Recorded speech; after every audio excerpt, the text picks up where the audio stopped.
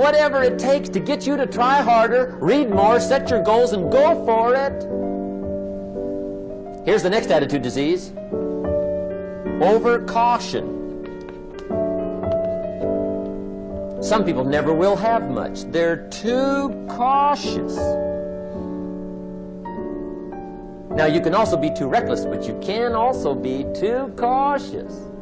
This is called the timid approach to life. And my caution was always the risk. Risk used to drive me right up the wall. I used to say, what if this happens? It's called the language of the poor. What if this happens? And on top of that, if this was to happen, look at the fix I'd be in. I better not try. I could always ace myself out. Then I'll tell you what changed my whole life when I finally discovered it's all risky. The minute you were born, it got risky. If you think trying is risky, wait till they hand you the bill for not trying.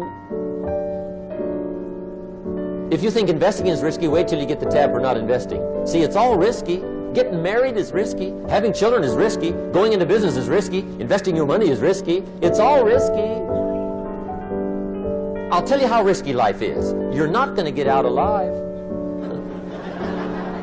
That's risky. The Englishman says, well, if that's the way it's going to work out, let's give it a go. Right, that's what it's for. Give it a go. Somebody says, yeah, but I'm looking for safety and security. Fine, then huddle in a corner. We'll cover you with a sheet, bring you 3 meals a day. And we'll protect you, feed you, look after you, care for you. We won't let anything happen to you. And you'll probably live to be 100. The guy said, well, yeah, I'd live to be 100. But what a way to live. Right. What a way to live, safe and secure. Don't ask for security. Ask for adventure. Better to live 30 years full of adventure than 100 years safe in the corner. And see, it's not important how long you live. What's important is how you live. Here's the next attitude disease. We're almost through with this motley list. In fact, we're almost through. Hang on. The next one is pessimism. Pessimism, the deadly disease of always looking on the bad side, the problem side, the difficult side, checking all the reasons why it can't be done. The poor pessimist leads an ugly life. He doesn't try to figure out what's right. He tries to figure out what's wrong. He doesn't look for virtue. He looks for faults. And when he finds them, he's delighted. How ugly. This is the poor guy who looks through the window, doesn't see the sunset. He sees the specks on the window.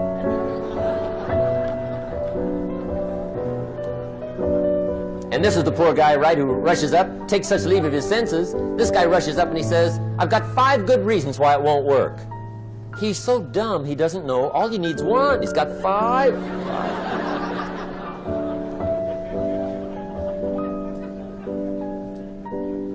To the pessimist, the glass is always half empty. To the optimist, the glass is half full. Why would the same measure affect people 2 different ways? Answer, it all depends on how you look at it. Our lives are mostly affected by the way we think things are, not the way they are. The way we think they are affects us most. There's a subject we don't have time to get into tonight called better thinking habits. One of the major things Shove taught me when I met him, he said, poor thinking habits keeps most people poor. Not poor working habits. Most people work hard, but they don't think hard. And Shove taught me that the mind is like a factory, a mental factory. And whatever you think about all day long pours ingredients into this mental factory. And that's what builds the economic, social, financial fabric of your life. He quoted me a Bible phrase that says, as you think, so you become. How awesome. when he talked about poor thinking habits, he had me. I used to start the day reading the morning newspaper. I mean, you can believe that or not. I'd get a cup of coffee and read the paper. I'd load up on wars and riots and murders and stabbings and killings and bank robberies and muggings and car wrecks and tragedies. I'd even read the back pages. I seem to like that stuff for some weird reason. I'd load up on all that, and then I'd start the day. You can imagine the kind of days I used to have. You walk around on your financial knees. They call you economic peewee.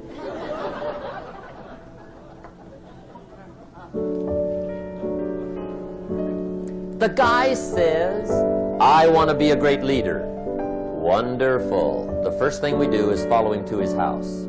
When we get there, we walk in and check his library. Number one. Somebody says, well, why check his library? The reason is because what a man reads pours massive ingredients into his mental factory, and the fabric of his life is built from those ingredients. You would not believe what some people have got in their house to read. You would not believe. One of the best dressed up words I know for a lot of it is trash. Can you imagine dumping a barrel of trash into this mental factory every day and coming out with a rich, dynamic, positive life? It can't be done. You might as well try making a cake with cement. The kids back in Danbury, Connecticut, high school, they're asking me questions one day. I'm talking to the kids. Kids got good questions these days. One of them said to me, Mr. Rohn, how do you build the good life? I said, it's simple. It's not easy, but it's simple. Here's how you build anything. Select the right ingredients, keep out the wrong ingredients, and it starts with thought. Everything starts with thought. So you must be wise and careful what you think about, because that starts everything. You got to be wise and careful. I asked the kids, what would happen if somebody dropped sugar in my coffee? They said, well, you'd be okay. I said, what if somebody dropped strychnine in my coffee? They said, well, you'd be dead. I said, correct. Lesson 1. Life is both sugar and strychnine. You gotta be careful. I said, what if my worst enemy drops in the sugar? They said, will you be okay? I said, what if my best friend, even by accident, drops in the strychnine? They said, well, you'd be dead. I said, correct. Lesson 2. Watch your coffee.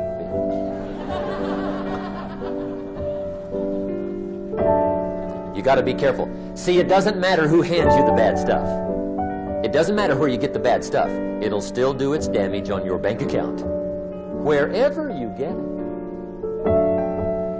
Mr. Schoaf gave me one of the greatest phrases when I first met him when he said, Jim, every day stand guard at the door of your mind. How important. Stand guard at the door of your mind. And you decide what goes into your mental factory. Don't let anybody just dump anything they want to in your mental factory, because you've got to live with the results. Okay, here's the last disease, and we're through with this list. In fact, we're almost through. Hang on. The last subject is very brief. The last disease, but this one is deadly.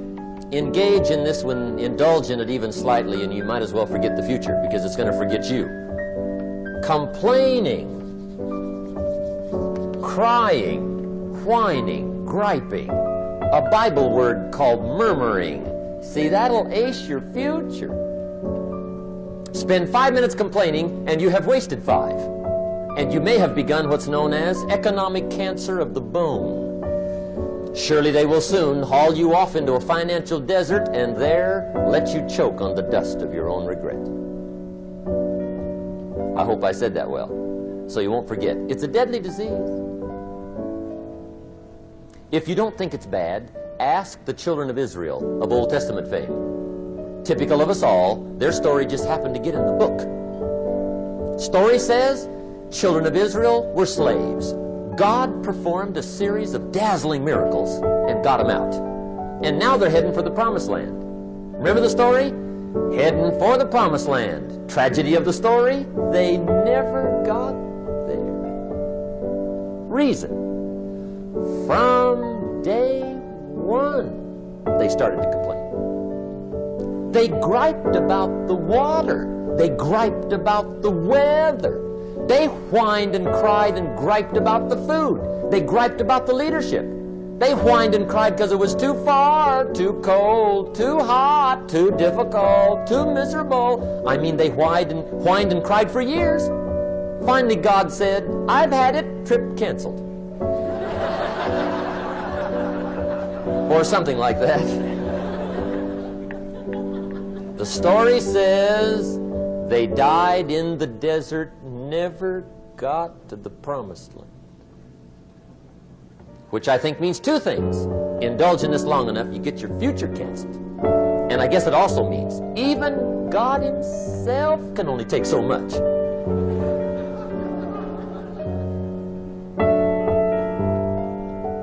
Okay. Just be on the lookout of the things that can destroy all the good you start. The war is on.